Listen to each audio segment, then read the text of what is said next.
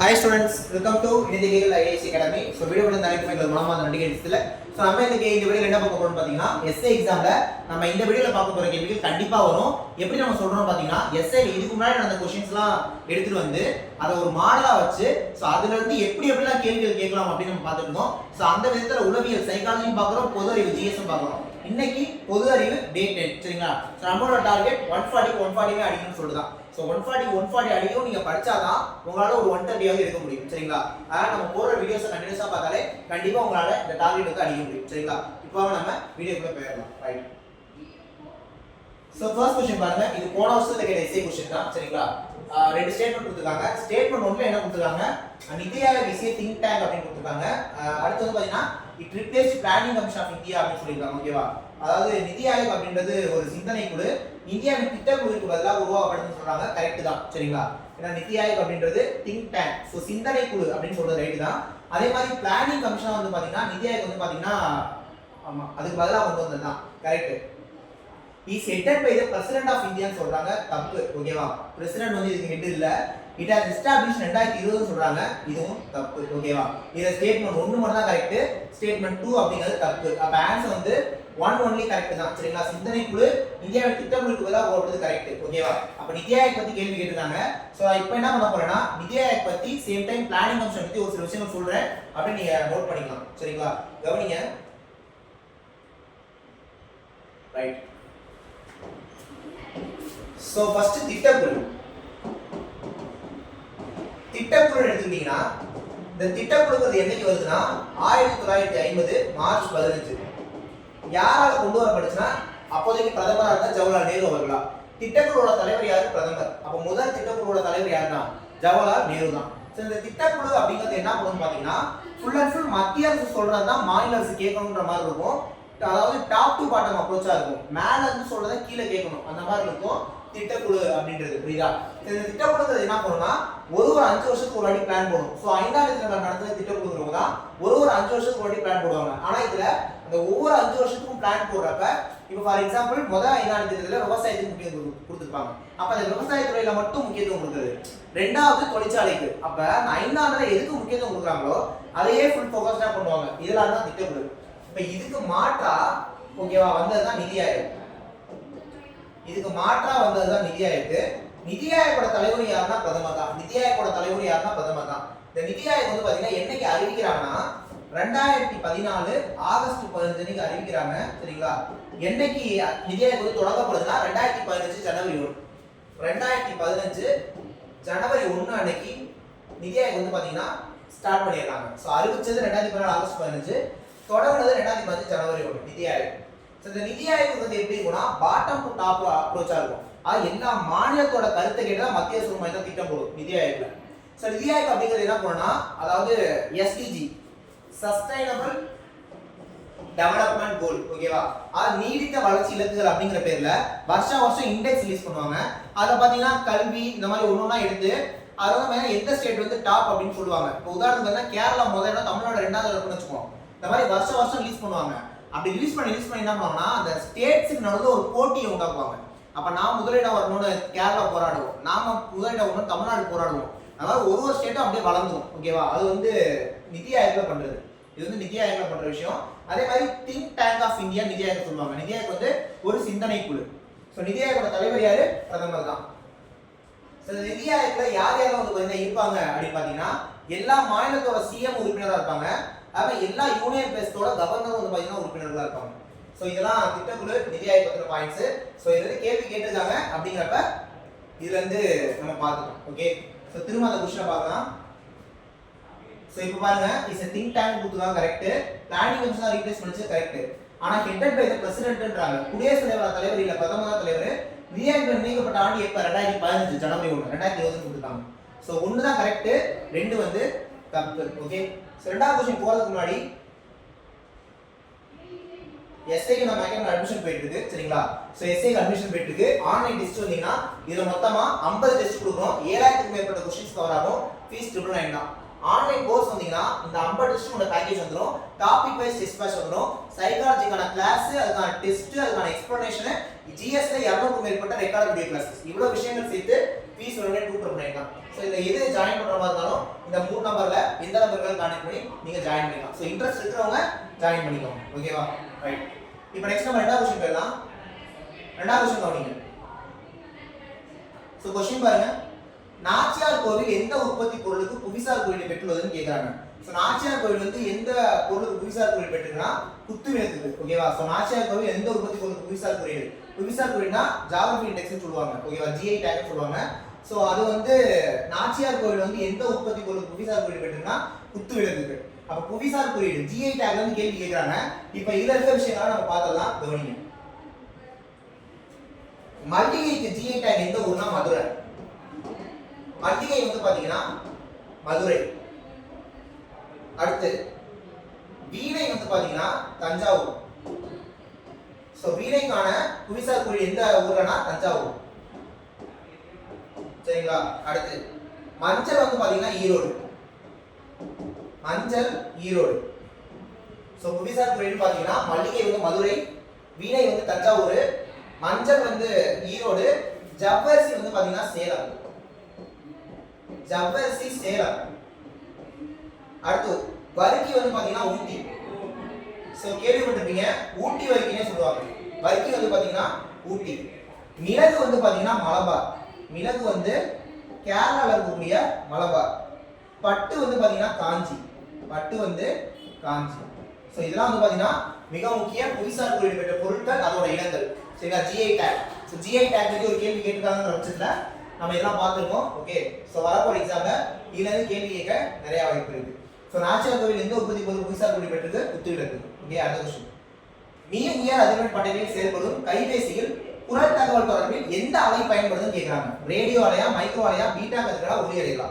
So இதுக்கு answer வந்து பாத்தீங்கன்னா ரேடியோ அலைகளும் வரும், மைக்ரோ அலைகளும் வரும்.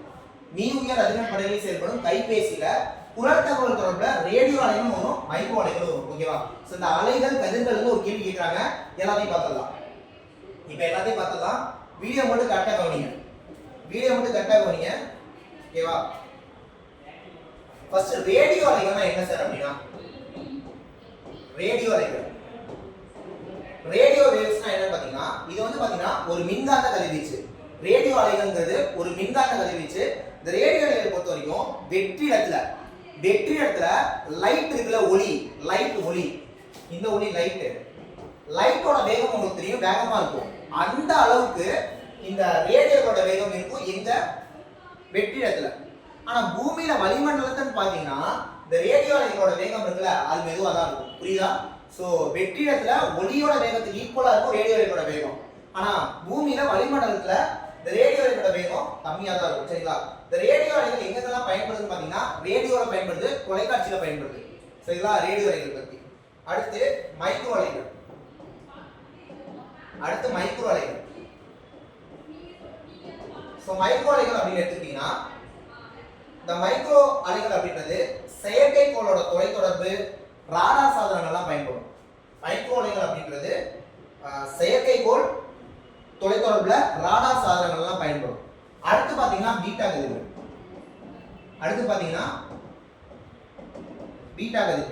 இந்த பீட்டா கதிர்கள் ஆக்சுவலா ஆல்பா கதிர்க்கும் சரி பீட்டா கதிர்க்கும் சரி பேர் வச்ச ஒரு பேர் என்னன்னா ரூதர்போர்ட்.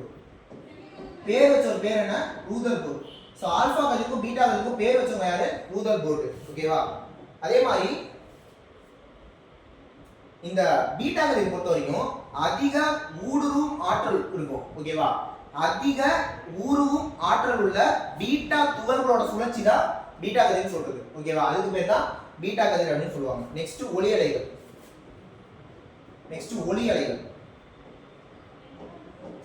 ஒலி அலைகள்ங்கிறது சவுண்ட், இந்த ஒலி அலைகள் அப்படிங்கிறது லைட். புரியுதா? சோ இந்த ஒலி அலைகள் அப்படின்றது வந்து பாத்தீங்கன்னா இந்த ஒலி அலை இருக்குல, இது பரவுவதற்கு ஊடகம் வேண்டும். ஆனா ஒலி அலைகள் ரைட் இருக்குல, இது பரவுவதற்கு ஊடகம்லாம் வேண்டாம். அதே மாதிரி இந்த சவுண்டுக்கு வர ஒலி அலை இருக்குல, இது வந்து பாத்தீங்கன்னா நெட்டலைகளா இருக்கும். இந்த லைட்டுக்கு வர ஒலி அலைகள் இருக்குல, அது நெட்டலைகளா இருக்காது, குறுக்கலைகளா இருக்கும். இது நெட்டலைகள், இது குறுக்கலைகள். ஓகே. சோ இதுல இப்ப நம்ம அலைகள், கதிர் எல்லாமே நம்ம ஒரு லெவல் பார்த்துருக்கோம். ஓகேவா? ரைட். இப்போ நெக்ஸ்ட் क्वेश्चन கவனிங்க. மழைநீர் என்றால் என்ன? மேகங்களின் மேல் இருக்கும் நீரா, பூமிக்கு அடியில் இருக்கும் நீரா, மழைநீர் இணையவழியாக பெற முடியுமா இல்ல மழைநீர் விவசாயம் தொழிற்சாலை உற்பத்தி என்பது நுகரப்படும் மழைநீரா அப்படின்னு பார்த்தா இதுக்கான ஆன்சர் வந்து பாத்தீங்கன்னா ஆப்ஷன் டி தான்.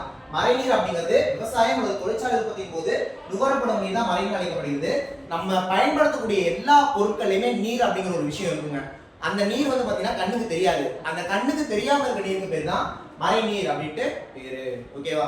இது வந்து ஆன்சர் ஆப்ஷன் டி. அடுத்து கீழ்கண்டவற்றில் எது உயிருள்ள மற்றும் உயிரற்ற பண்புகளை வெளிப்படுத்துகிறது? கீழ்கண்டவற்றில் எது உயிருள்ள மற்றும் உயிரற்ற பண்புகளை வெளிப்படுத்துகிறது? பாக்டீரியாவா, வைரஸா, பூஞ்சையா, புரோட்டோசோவாவா அப்படின்னு பாத்தீங்கன்னா இதுக்கான ஆன்சர் வந்து வைரஸ். ஆக்சுவலா சோ இந்த பாக்டீரியா, வைரஸ், பூஞ்சை இத பத்தின கேள்வி கேக்குறாங்க.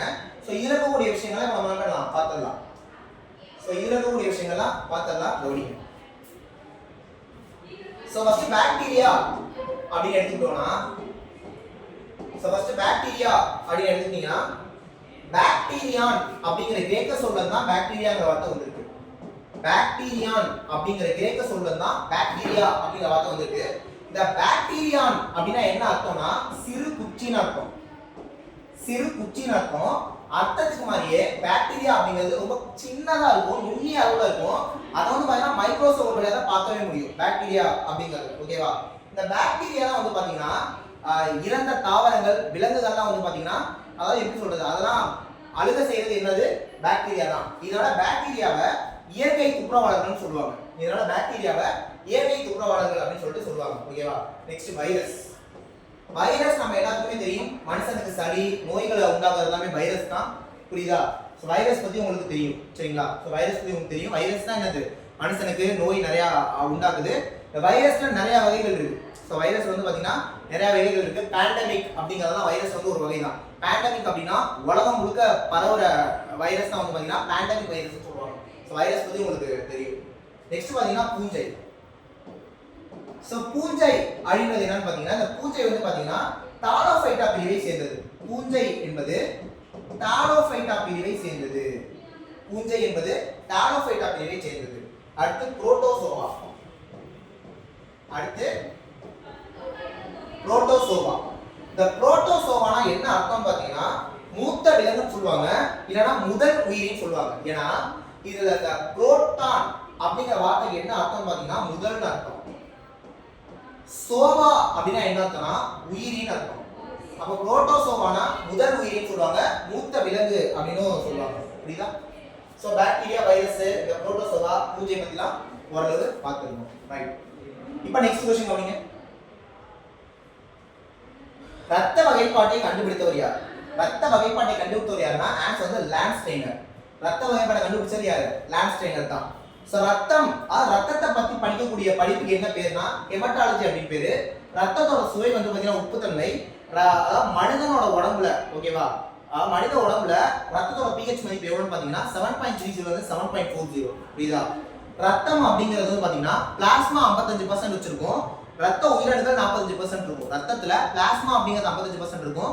ரத்த உயிரணுக்கள் அப்படிங்கிறது 45% இருக்கும். பிளாஸ்மாங்கிறது திரவத்தன்மை கொண்டது, ரத்த உயிரணுக்கள் அப்படிங்கிறது திரவத்தன்மை கொண்டது. இந்த ரத்த உயிரணுக்களுக்குள்ள தான் ரெட் பிளட் செல்ஸ், அதாவது ரெட் ஒயிட் செல்ஸ், ரத்த சிவப்பணுக்கள், ரத்த வெள்ளையணுக்கள், ரத்த தட்டுக்கள்லாம் இருக்கும். ஓகே, சோ ரத்தத்துல இருந்து கேள்வி கேட்டிருக்காங்க, கண்டிப்பா ரத்தத்தை படிச்சுக்கிறது அவசியம். ரைட், நெக்ஸ்ட் क्वेश्चन கவனிங்க. சோ ரெண்டு ஸ்டேட்மென்ட் கொடுத்திருக்காங்க. விஜயநகர பேரரசு வந்து கேள்வி கேட்டிருக்காங்க. கிபி 1565 தலைக்கோட்டை போரில் தக்கான சுல்தானின் கூட்டுப்படை விஜயநகர அரசை தோற்கடித்தனர். ஓகே, இது வந்து ரைட். விஜயநகர பேரரசு தோல்விக்கு பின் இறுதியாக தனது தலைநகரை சந்திரகிரிக்கு மாற்றியது. ரைட், ரெண்டுமே ரைட். சோ இதுக்கு ஆன்சர் வந்து ஆப்ஷன் சி 1 மற்றும் 2 சரி, ரெண்டுமே கரெக்ட். ரைட், இப்போ விஜயநகர பேரரசு வந்து கேள்வி கேட்டிருக்காங்க. சோ இத வந்து என்னெல்லாம் கேட்கலாம் அப்படிங்கறத நம்ம பார்க்கலாம். ஓகேவா? சோ விஜயநகர பேரரசு பத்தி என்னென்னங்கிறது பார்க்கலாம். விஜயநகர பேரரசு என்னைக்கு தோற்றுவிக்கப்படுது அப்படின்னா 1336. விஜயநகர பேரரசு வந்து பாத்தீங்கன்னா எந்த வருஷம் தொடங்கப்படுது அப்படின்னு பாத்தீங்கன்னா 1336. கிட்டத்தட்ட ஒரு 300 வருஷம் வந்து பாத்தீங்கன்னா விஜயநகர பேரரசு ஆட்சி பண்றாங்க. கிட்டத்தட்ட 300 வருஷம் வரைக்கும். இந்த விஜயநகர பேரரசு இருக்குல்ல, அத 4 மரபா பிரிப்பாங்க. 4 மரபா பிரிப்பாங்க. அதுல முத மரபுக்கு பேரு சங்கம மரபு. முத மரபுக்கு பேர் என்னப்பா? சங்கம மரபு. ரெண்டாவது சாளுவ மரபு. மூணாவது துளுவ மரபு. நாலாவது ஆரவீடு மரபு. சொல்லுங்க. அதாவது விஜயநகர பேரரசு பொறுத்தவரைக்கும் எப்போ ஆரம்பிக்கிறாங்க? 1336ல. கிட்டத்தட்ட 300 வருஷம் ஆட்சி பண்றாங்க. 4 மரபு இருக்கு. சங்கம மரபு அப்படிங்கறதோட வருஷம் பாத்தீங்கன்னா 1336ல இருந்து 1485 வரைக்கும். சாளுவ மரபோட வருஷம் 1485ல இருந்து 1505 வரைக்கும். துளுவ மரபோட வருஷம் பாத்தீங்கன்னா 1505ல இருந்து 1570 வரைக்கும். ஆரவியல் மரபோட வருஷம் 1570ல இருந்து 1672 வரைக்கும். ஓகேவா? சோ 4 மரபு, அதுக்கான வருஷம் தொடர்ந்து 1336ல. புரியுதா? 300 வருஷம் கிட்டத்தட்ட 1672 வரைக்கும் கணக்கு பண்ணி பாத்தீங்கன்னா ஒரு 300 வருஷத்தை தாண்டும். புரியுதா? இது வந்து பாத்தீங்கன்னா விஜயநகர பேரரசு பத்தி. ரைட். நெக்ஸ்ட் क्वेश्चन கவனிங்க. இது வந்து ஜிகே क्वेश्चन தான். போக்சோ சட்டம் 2012 யாருக்கு பாதுகாப்பு அளிக்கிறது? போக்சோ சட்டம் 2012 யாருக்கு பாதுகாப்பு அளிக்கிறது அப்படின்னு பாத்தீங்கன்னா இதுக்கு ஆன்சர் பாத்தீங்கன்னா 18 வயது நிரம்பாத ஆண் மற்றும் பெண் குழந்தை. நிறைய பேர் பெண் குழந்தைகளுக்கு மட்டும் நடிச்சிருக்கீங்க, அப்படி இல்ல.